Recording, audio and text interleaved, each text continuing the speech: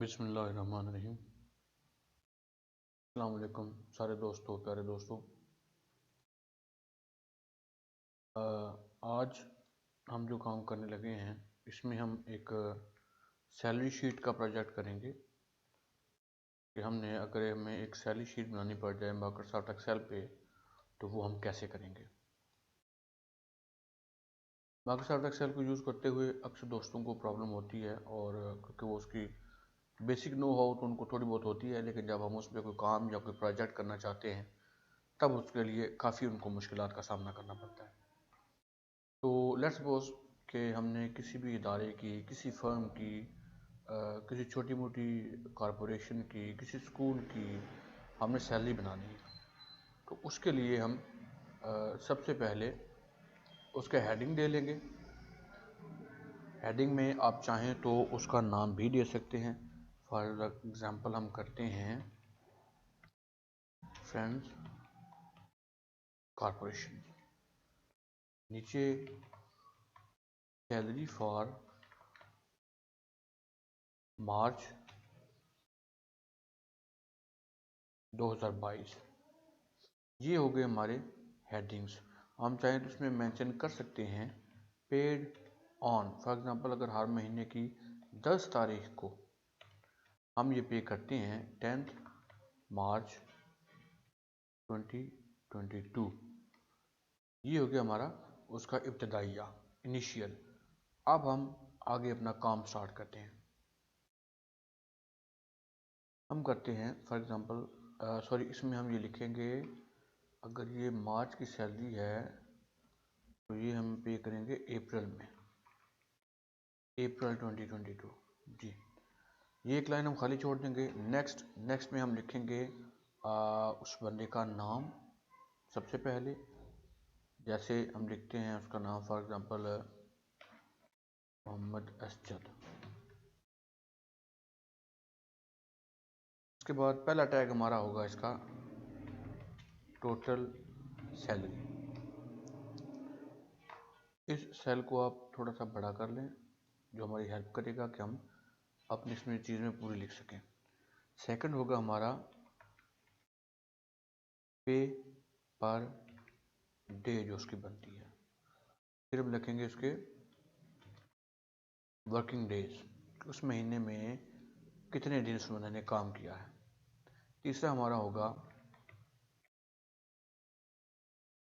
Working days salary, बनती कितनी है। फिर हर इदारे में ना उन्होंने कुछ कटौतियाँ वगैरह रखी होती हैं, डिडक्शंस होती हैं, हम वो लिख लेते हैं। डिडक्शन फॉर एग्जांपल कुछ इदारे हैं जो स्टार्ट में उनकी 10% या 15% या 5% डिडक्शंस करते हैं, करते करते उनकी एक सैलरी जमा कर लेते हैं जो उस इदारे के पास रहती है। और जब वो रिटायर होते हैं या छोड़ के जाते हैं, अगर वो लीगल वे में जाएं तो वो उनको वापस कर दी जाती है। और जैसे भी वो बाद में उसको डील करना चाहें, ये इदारे के पास अथॉरिटी होती है कि वो कैसे करती है। या और किसी किस्म का कोई बीमा वगैरह करवाते हैं उनका, या इंश्योरेंस करवाते हैं, या ये जो रिटायरमेंट के वक्त पैसे मिलते हैं फंड्स वगैरह, उनके लिए। ये करने के बाद हमारे पास बन जाएगी टोटल पेएबल सैलरी। ठीक है जी, ये हमारा मुकम्मल हो गया। ये हम थोड़ा बड़ा कर लेते हैं। इसमें हम ये जो अरशद साहब हैं इसको करते हैं मर्ज इन सेंटर। ये सेंटर में आ गई। थोड़ा सा इसको आप बोल्ड कर लें। फर्ज करें उस बंदे की टोटल सैलरी है हमारे पास 25,000। तो पर डे सैलरी, यहाँ से हम आप फार्मूलेशन स्टार्ट करेंगे। हमने इसको फार्मूलाज कैसे लगाने हैं। हम लिखेंगे equal sign means formula start हो गए।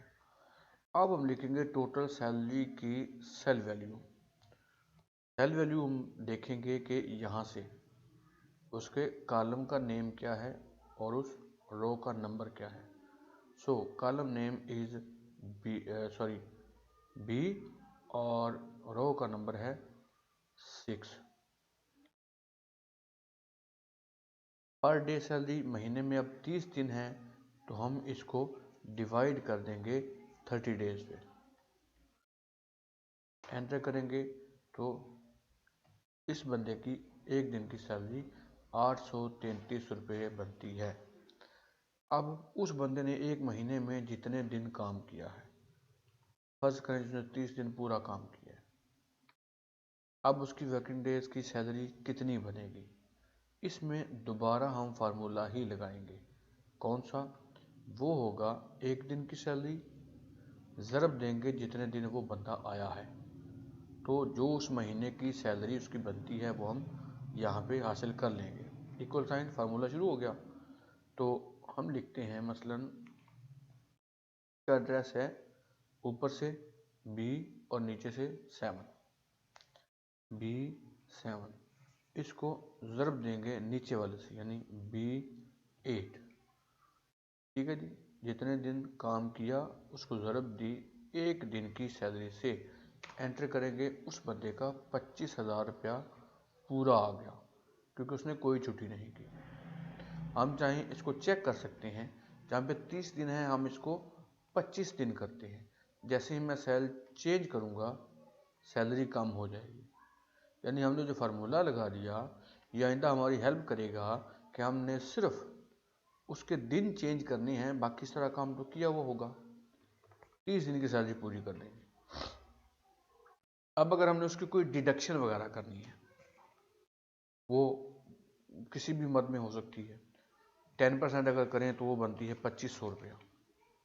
अब नीचे आ जाए, अब वो पैसे जो हमने उस बंदे को देने हैं, कैश देनी है जो, वो होगी हमारी जो उसकी इस महीने की टोटल तनख्वाह बनी, उसमें से जो डिडक्शन है वो निकाल के, या गवर्नमेंट कहती है टैक्स निकाल के, बाकी जो पैसे बनते हैं वो हमने उसको पे करने हैं। ठीक है जी, that will be this one minus this one, और यहाँ पे उसका आंसर आ जाएगा। प्लस या माइनस के लिए जैसे मैं बता चुका हूँ, सम यूज़ करेंगे, ब्रैकेट स्टार्स, किस में से किसको निकालना है, that is B9 minus B10, bracket close करेंगे, एंटर करेंगे, ये उस बंदे की नेट सैलरी आ गई। अब इसमें जो वेरिएबल्स हैं हमारे पास, हम उनको चेंज करते जाएंगे, ऑटोमेटिकली वो हमें इनका कंक्लूजन देता जाएगा। मसलन इसी चीज़ को मैं इसको हम पहले बॉर्डर लगा लेते हैं ताकि हमारा ये एक सेल पूरा हो जाए इसका। ये लें जी, ये एक बंदे की सैलरी पूरी आ गई। इसको कॉपी करें, एक सेल का डिफरेंस छोड़ के यहाँ पे इसको पेस्ट करें, यहाँ पे रख के इसको डबल क्लिक करें तो ये ऑटोमेटिकली अपनी विड्थ को पूरा कर लेगा। दूसरे हैं हमारे पास जैसे रफाकत अली साहब, इनकी सैलरी है 22,000। ठीक है जी, अपने आप एक दिन के कितने पैसे बनते हैं वो आ गया। आए हैं ये टोटल हमारे पास 28 दिन, उस हिसाब से सैलरी भी अपडेट हो गई। 10% के हिसाब से डिडक्शन है इनकी 2200 रुपया, नीचे अपडेट हो गया। तो ये हमारे पास एक ऐसा स्ट्रक्चर बन रहा है जो हमें हेल्प करेगा कि हम एक बार इसको बना लें, कॉपी करें और on the difference of one cell हम इसको पेस्ट करते जाएं। ठीक है जी, ये हम इसको पेस्ट करते जा रहे हैं। यहाँ पे हमारे पास है बासित अली साहब, सैलरी है उनकी 20,000, अपने आप एक दिन के पैसे आ गए। काम किया है उन्होंने 25 दिन, 10% के हिसाब से हम काट रहे हैं 2,000 रुपया। ठीक है जी, ऑटोमेटिकली हो रहा है सारा कुछ। नेक्स्ट है हमारे पास ओन अब्बास साहब, सैलरी इनकी भी 20,000 है। ये आए हैं हमारे पास 28 दिन निकाल लें और 10% के हिसाब से 2,000 रुपया कटौती और ये इनके पैसे बने। नेक्स्ट है हमारे पास यासर खान साहब 18,000, 29 दिन और 10% के हिसाब से 1,800। मेरा ख्याल है अब आपको इस चीज़ में मज़ा आना शुरू हो गया है, क्योंकि समझ आ रही है कि हमारा काम कितनी स्पीड से चल रहा है। आरिफ खान साहब 15,000 रुपये, 30 दिन पूरे, 10% के हिसाब से 1,500 कटौती। ठीक है जी। रिदा अली, इनका कर लें 18,000 रुपया, डेज कर लें इनके लेट्स से 28 और 10% के हिसाब से 1,800 रुपया। नेक्स्ट शुड बी मिस्टर या मिसेस कह लें आपको शाइस्ता खान। सैलरी है इनकी हमारे पास 17,500, थोड़ा हट के 28 की बजाय कर लें इनको 26 दिन आई हैं और 10% के हिसाब से 1,750 रुपये इनकी कटौती होगी। लेंगे जनाब, ये हमारे पास 8 बंदों की सैलरी बन गई। मुश्किल क्या थी? मुश्किल थी पहले बंदे का ये पूरा क्लस्टर बनाना। उसके बाद हमने कॉपी पेस्ट किया, बस उसका नाम चेंज किया, सैलरी, वर्किंग डेज और अगर डिडक्शन है तो ये हमारे पास कितना आसान हो गया काम। उसके बाद हम इसका थोड़ा सा ऊपर से ओवरव्यू सेट करते हैं। मसलन ये होगा हमारा इस पूरे पे मर्ज एंड सेंटर,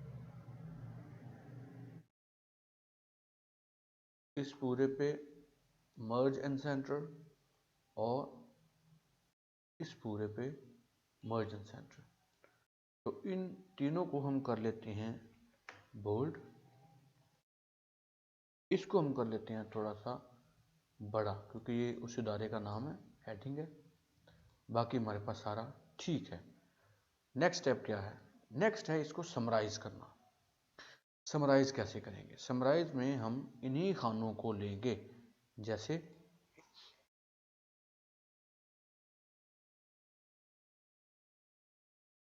टोटल सैलरीज कितनी बन रही हैं, उसमें से पेएबल कितनी है, डिडक्शंस और नेट टू पे।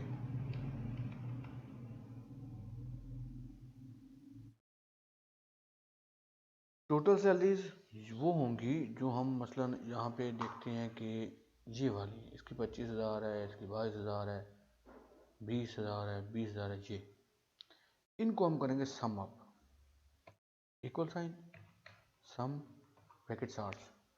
अब या तो हम सेल एड्रेस दे सकते हैं, फॉर एग्जांपल ये है B6 पहले का, ब्रैकेट के अंदर लिखेंगे B6, अगली से पहले प्लस, अगली है हमारे पास E6,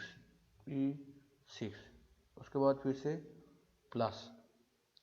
नेक्स्ट हम ऐसे भी दे सकते हैं, ये वाली प्लस, ये वाली प्लस, ये लेंच ब्रैकेट क्लोज कर दें।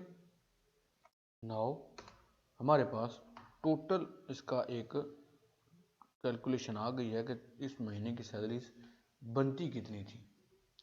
उनमें से पेएबल्स, ठीक है, जो उनके वर्किंग डेज के पैसे बने,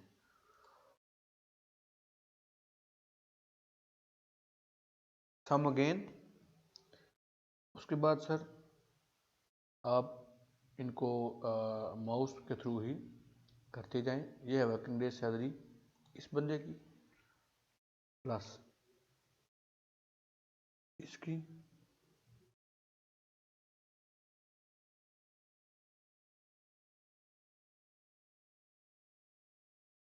ब्रैकेट क्लोज कर दें, एंटर। तो पेबल्स भी आ गई। अब हमने इसमें से करनी है डिडक्शंस। डिडक्शंस के लिए दोबारा सम ब्रैकेट स्टार्स, पहले से लेके आगे चलते जाएं। ये पहले की डिडक्शन है प्लस दूसरे की डिडक्शन है, तीसरा, चलते चलते हम सबकी डिडक्शन इसमें इंक्लूड कर लेते हैं। ब्रैकेट को क्लोज किया जाए, देन एंटर।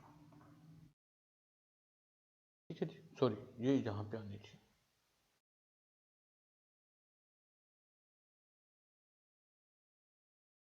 ये करके हम लिखेंगे इसमें जी पहली डिडक्शन प्लस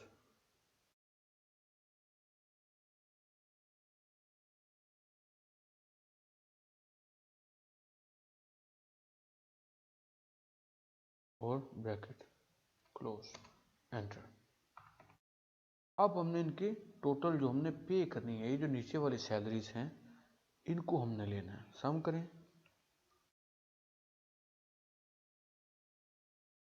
और इन सबको आपस में प्लस कर दें।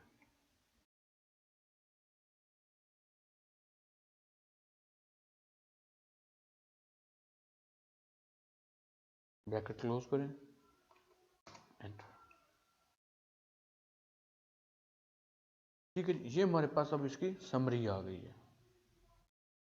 हम जो पे कर रहे हैं वो कितने पैसे हैं, किस मद में हैं, ये सारी हमारे पास अब इसकी डिटेल है।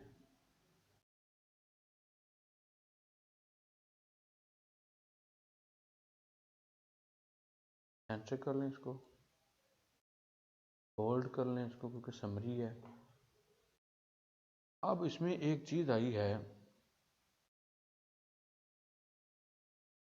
ये जो दूर से हमें सही नजर नहीं आ रहा था, लेकिन अगर ऐसा हो हमने इसको थोड़ा सा खुला कर लेना है। ठीक है जी, फिर ये पूरी हो जाएगी। ये हमारे पास एक फर्म की 8 बंदों की सैलरी लिस्ट आ चुकी है। अब इसमें हम चेक करते हैं कि क्या हमारे लिए वर्केबल है आइंदा। ये हम कैसे चेक करेंगे, हम किसी में भी मसलन इस बंदे की जगह एक नया बंदा आ गया, उस बंदे को हम कह लेते हैं फॉर एग्जांपल आमिर अली साहब आ गए हैं, 18,000 के बजाय उनकी सैलरी लग गई है 20,000। जैसे मैं सेल चेंज करूंगा आपको यहाँ पे फ़र्क नज़र आ जाएगा, सिर्फ यहाँ पे नहीं, क्योंकि इसकी वजह से पर डे सैलरी चेंज होगी, उसकी वजह से जो सैलरी बन रही है वो चेंज होगी। फिर हम देंगे इसको डिडक्शन में इजाफा, तो ये भी चेंज होगी, इसकी वजह से ये सारे भी चेंज होंगे। मैं सिर्फ इसको चेंज करता हूँ, देखिए सारे सेल चेंज हुए हैं। दिन उन्हें नए आए हैं तो उनके टोटल 15 दिन थे। नीचे आते हैं फिर हर चीज़ चेंज हुई है, तो 20,000 के हिसाब से 2,000 डिडक्शन हुई, फिर डिडक्शन का सम जो है वो भी चेंज हो गया और उनकी सैलरी भी उस हिसाब से होगी। सर ये है तरीका, बहुत आसान। आपने सिर्फ एक क्लस्टर को समझ लेना है, उसके बाद आपको सबको समझना बहुत आसान हो जाएगा। सारा ऑर्गेनिक हो गया है, सिस्टमेटिक हो गया है। आप इसके थ्रू 2 बंदों की, 10 बंदों की, 1000 बंदों की भी सैलरी बना सकते हैं और उसमें कोई एरर, कोई मिस्टेक नहीं होगी। मैं उम्मीद करता हूँ आपको ये वीडियो पसंद आई होगी और ये इस हिसाब किताब को मैनेज करने में आपके काम आएगी। दुआ में याद रखिएगा, अगर वीडियो पसंद आए, काम की लगे तो अपने दोस्तों के साथ ज़रूर शेयर कीजिएगा। इजाज़त दीजिए, फ़ी अमान अल्लाह।